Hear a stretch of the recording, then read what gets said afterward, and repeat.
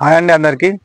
చాలామంది కొత్త బిజినెస్ పెట్టాలని చూస్తూ ఉంటారు, కానీ వాళ్ళ దగ్గర సరిపోను డబ్బు లేక ఆ టైం అట్లనే గడుస్తూ ఉంటుంది. కొంతమంది ఒక అడుగు ముందుకేసి లోన్ తీసుకొనైనా బిజినెస్ స్టార్ట్ చేద్దామని చూస్తారండి.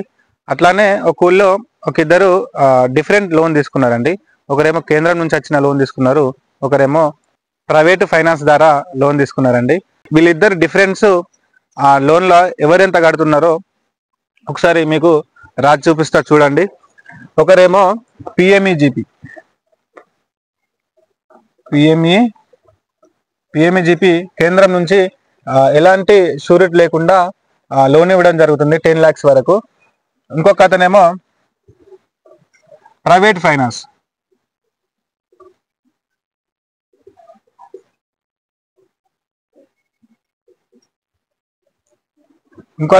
ప్రైవేట్ ఫైనాన్స్ ద్వారా లోన్ తీసుకోవడం జరిగిందండి.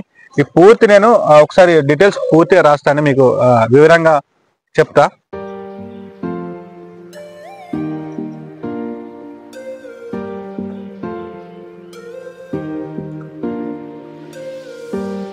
ఇయర్స్ 9,47,160. ఆ పిఎంఈజీపీ అంటే prime minister employment generation programme అండి. దీంట్లో 5 lakhs లోన్ తీసుకున్నాడు. లోన్ తీసుకున్న తర్వాత ఈ 5 lakhs లోన్కి అప్లై చేసుకోవడం జరిగింది. అప్లై చేసుకున్న తర్వాత అతనికి లోను శాంక్షన్ చేసారండి. ఈ శాంక్షన్ చేసిన తర్వాత ఇతనికి మొత్తం డాక్యుమెంట్ ఛార్జ్, దానికి కావాల్సిన 5 lakhs లోన్ కావాల్సిన డాక్యుమెంట్ ఛార్జ్ వచ్చేసి 10,000 కావడం జరిగింది.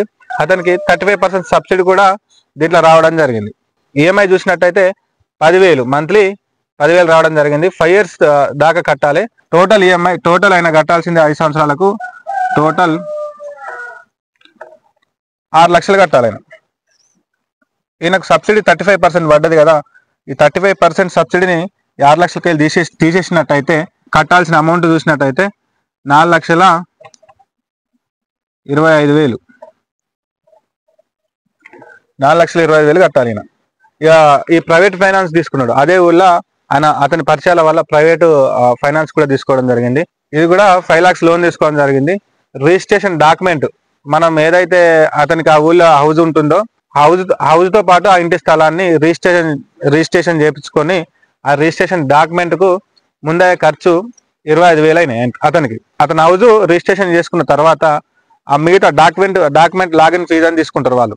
లాగిన్ ఫీజుకి వచ్చేసి డాక్యుమెంట్ లాగిన్ ఫీజుకు 15,000 ఖర్చు వచ్చింది. తర్వాత లోన్ శాంక్షన్ అంటే లోన్ మొత్తం ఒక డాక్యుమెంట్ ఓకేన తర్వాత వాళ్ళు ఆ చేసిన రిజిస్ట్రేషన్ డాక్యుమెంట్ ఏదైతే ఉందో వాళ్ళు మార్టిగేజ్ చేసుకునడానికి 5,000 ఖర్చు వచ్చింది. మొత్తం అయిపోయిన తర్వాత మార్టిగేజ్ అయిపోయిన తర్వాత అతనికి లోన్ శాంక్షన్ చేయడం జరిగింది. శాంక్షన్ అమౌంట్ అతని అకౌంట్లో 4,75,000 మాత్రమే పడ్డాయి. ఇంక 25,000 ఏం చేశారంటే ఇన్సూరెన్స్ కానీ 25,000 కట్ చేయడం జరిగింది. ఇతనికి మంత్లీ ఈఎంఐ చూసినట్టయితే 15,786 రూపాయలు ఈఎంఐ అతనికి మంత్లీ రావడం జరిగింది. ఇతను టోటల్గా 5 years పెట్టుకున్నాడండి. 5 years గాను 9,47,160 రూపాయలు ఇతను కట్టాలి. అంటే ఆల్మోస్ట్ డబల్ కట్టాలి. ఇక్కడ చూసినట్టయితే వితౌట్ షూరిటీ ఇతనికి ఈ స్కీమ్లో 5 lakhs లోన్ తీసుకోవడం జరిగింది. ఇతనికి ఓన్లీ డాక్యుమెంట్స్ ఖర్చు 10,000 రావడం జరిగింది. విత్ గవర్నమెంట్ ఎంతో సపోర్ట్ చేసుకుంటా 35% సబ్సిడీ ఇవ్వడం జరిగింది. ఇతనికి 10,000 ఈఎంఐ రావడం జరుగుతుంది. ఇతను చూసినట్టయితే మంత్లీ ఈఎంఐ 15,786 రూపాయలు రావడం. సేమ్ అదే 5 lakhs, సేమ్ ఇక్కడ కూడా అదే 5 lakhs, దగ్గర 5,000 డిఫరెన్స్ ఉన్నది. మళ్ళీ ఇతనికి 5 సంవత్సరాలు, ఇదే 5 సంవత్సరాలు కడితే నాకు 6 lakhs మాత్రమే కావడం జరుగుతుంది. అంటే తీసుకున్న దానికి 1,00,000 రూపాయలే ఎక్కువ వడ్డీ కావడం జరుగుతుంది ఇక్కడ. విత్ సబ్సిడీ 35% 5 lakhsలో 1,75,000 సబ్సిడీ ఇతనికి రావడం జరిగింది, గవర్నమెంట్ ఇవ్వడం జరిగింది. దీంట్లో ఈ రిమైనింగ్ 6 lakhsకి తీసేయగా ఇతను మొత్తం కట్టాల్సింది 4,25,000 మాత్రమే ఇతను కట్టి దాన్ని క్లోజ్ చేసుకోవడం జరుగుతుంది. ఈయన చూసినట్టయితే ఈయన తీసుకున్నది 5 lakhs లోన్కి అప్లై చేసుకుంటే ఇతని అకౌంట్లో పడ్డది 4,75,000 రూపాయలు మాత్రమే.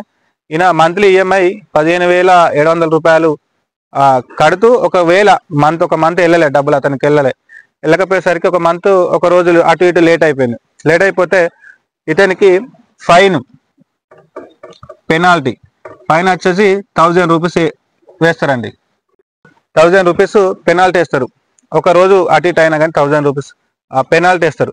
ఇక్కడ అలాంటిది ఏముండదండి. ఒక రోజు అటు ఇటు అయినా కానీ మీకు అలాంటిది ఏం ఛార్జ్ విధించరు. ఇంకా చూసినట్టయితే ఈయన 5 సంవత్సరాలకు కట్టవలసింది మొత్తం టోటల్ 9,47,160 రూపాయలు. ఈ టోటల్ అమౌంట్ అని ఈయన కట్టాల్సిన total amount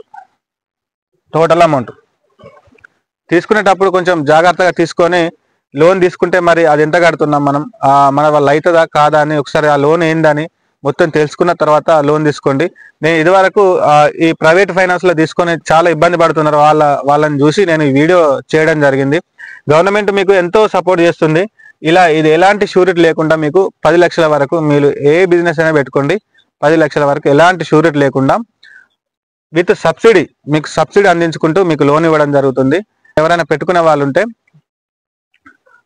government bank SBI మీ దగ్గరలో ఉంటే SBI దగ్గర బ్యాంక్ వెళ్ళండి. వీళ్ళు కంపల్సరీ మీకు లోన్ ఇవ్వడం జరుగుతుంది. క్రెడిట్ స్కోర్ మాత్రం బాగుంటే మీకు 100% మీకు లోన్ రావడం జరుగుతుందండి. ఎవరికైనా ఈ వీడియో ఉపయోగపడుతుందని ఈ వీడియో చేయడం జరిగిందండి. థ్యాంక్ యూ అండి. Thank you.